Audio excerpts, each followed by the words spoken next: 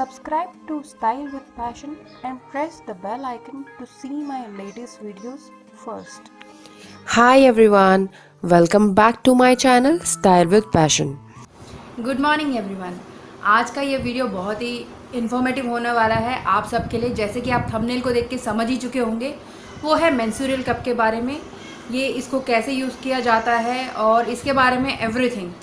तो मैंने अपने लोकेलिटी में या मेरे आजू बाजू में आज तक किसी को नहीं सुना कि जो मेंस्ट्रुअल कप यूज़ कर रहा होगा। मैंने सोचा क्यों ना इसके ऊपर एक वीडियो बनाया जाए और इन्फॉर्मेशन स्प्रेड करी जाए। तो मैं इसके बारे में आपको A to Z अभी बताती हूँ। तो सबसे पहले ये कुछ इस तरह की पैकिंग में आता है। अलग अलग ब्रांड्स के अलग अलग रेट्स होते हैं। तो इस पैकिंग में इस तरह से आता है ये कुछ। तो ये जो मेंस्ट्रुअल कप है ये कुछ ऐसा दिखता है। मैंने ये ऑनलाइन लिया है और मैं काफ़ी टाइम से इसको यूज़ कर रही हूँ। तो मैं इसके जो प्रोस एंड कॉन्स है दोनों जानती हूँ। डिफरेंट कलर्स में और अलग अलग टाइप के शेप्स में अवेलेबल है, जो आपको 4000 से 5000 रेंज तक भी है इस चीज़ की जो कॉस्ट है।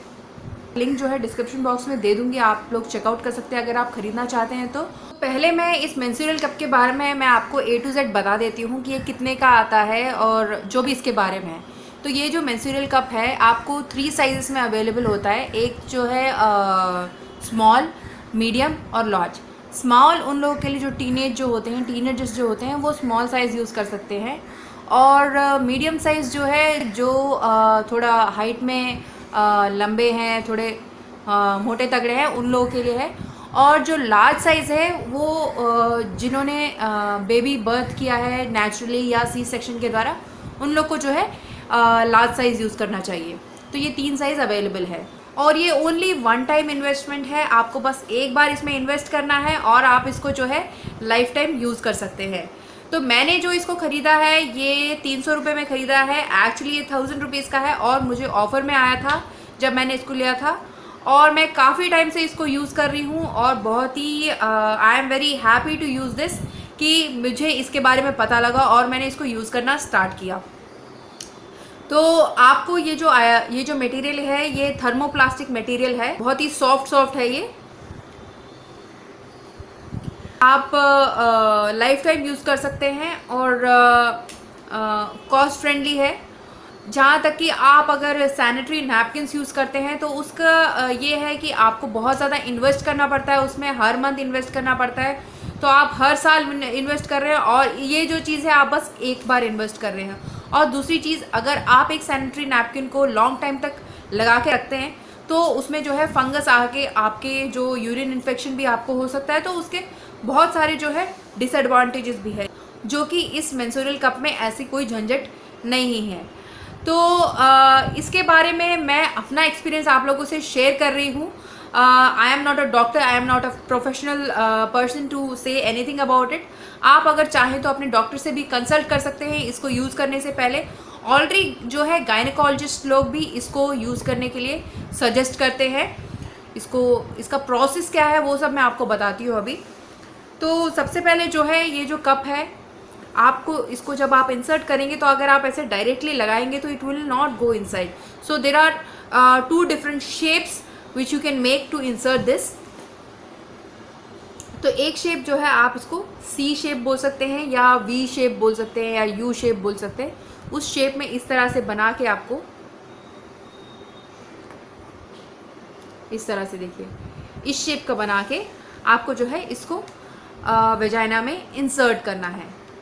एक ये शेप है और जो एक दूसरा शेप है उसको बोलते हैं पुश डाउन शेप। तो आप इसको ऐसे थोड़ा सा यहाँ पुश करके, ऐसे पुश करके अंदर को ऐसे, ये देखिए ऐसा शेप बना सकते हैं जो साइड से कुछ ऐसा दिखेगा। तो इस तरह से जो है आप इसको वजाइना में इंसर्ट कर सकते हैं। तो जब आप इसको इंसर्ट करेंगे तो आप एकदम जो है स्ट्रेट मत इंसर्ट कीजिए, क्योंकि जो हमारा सर्विक्स एरिया होता है वो थोड़ा सा स्लांटेड रहता है। तो आप इसको जो है इस तरह से इंसर्ट कीजिए। अब इंसर्ट करने के बाद अंदर जब हम इसको इस फोल्ड में इंसर्ट कर रहे हैं तो अंदर जाने के बाद ये ज़रूरी है कि अंदर जाने के बाद इस तरह से खुल जाए। तो कभी कभी क्या होता है कि अगर आपने इंसर्ट किया है और ये खुला नहीं है, जब आपको मेंस्ट्रुएशन हो रहा होगा तो वो लीक कर सकता है। तो तो it is very important to assure that कि ये ओपन हुआ है कि नहीं। तो वो चेक करने के लिए आप क्या कर सकते हैं, अगर आप सी शेप में इंसर्ट कर रहे हैं तो आप नीचे एक फिंगर लगा के टच कर सकते हैं कि ये स्मूथ है या बीच में ये लूप सा आ रहा है। अगर ये लूप आ रहा है तो आप जो है नीचे से इसको थोड़ा ऐसे पिंच करेंगे तो ये ऑटोमेटिकली ऐसे ओपन हो जाएगा। अगर आपने ये पुश डाउन शेप बनाया है तो आपको जो है वेजाइना में ये डेंट सा दिखेगा जो आपको थोड़ा चुभेगा, तो जिससे आपको पता लग जाएगा कि ये अभी ओपन नहीं हुआ है। तब भी आप क्या है इसको थोड़ा ऐसे करके ओपन कर सकते हैं। और दूसरा तरीका ये है, अगर आपने इसको इंसर्ट किया है और अगर अच्छी तरह ये इंसर्ट नहीं हुआ है, प्रॉपरली सेट नहीं हुआ है, तो आप इसको नीचे से थोड़ा पिंच करके इसको ऊपर नीचे ऐसे करेंगे तो वो ओपन हो जाएगा। ओपन होने के बाद अगर ये अच्छी तरह फिक्स हो गया है, तभी भी अगर आपको डाउट है कि ये हुआ है कि नहीं, एक तो आप मैंने जो 2-3 तरीके बताए उससे आप चेक कर सकते हैं, और तीसरा ये आप इसको थोड़ा सा अप एंड डाउन मूवमेंट दे सकते हैं। अगर ये अच्छी तरह फिक्स हो गया है तो आप अप डाउन करेंगे तो ये बिल्कुल हिलेगा नहीं, और अंदर जाके जो आपके जो अंदर के जो वॉल्स है, वेजाइना के अंदर जो वॉल्स है वहाँ पे सेट हो जाता है और यूट्रस के साथ जो है अटैच हो जाता है। तो अभी सर्विक्स की जहाँ तक बात आती है तो ये जैसे एक्स्ट्रा एरिया दिया हुआ है, तो किसी का cervix area women to women हर का डिफरेंट रहता है। किसी का सर्विक्स एरिया जो है बड़ा होता है, किसी का सर्विक्स एरिया थोड़ा छोटा होता है। तो जिनका सर्विक्स एरिया छोटा है वो ये जो टेल है उसको काट सकते हैं कैंची से।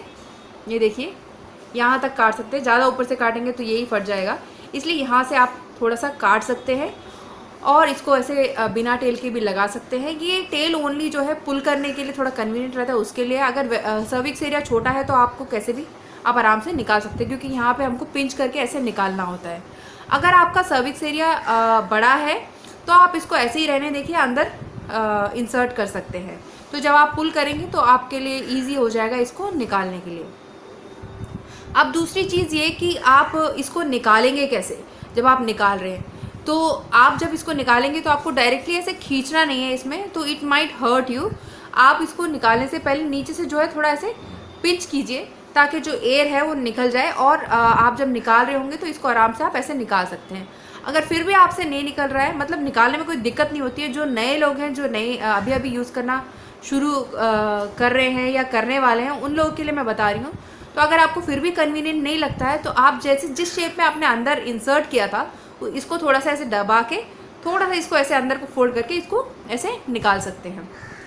ये देखिए ऐसे पिंच करा, थोड़ा सा ऐसे किया और निकाल लिया। तो ये था इसका इंसर्ट और करने का और निकालने का प्रोसेस।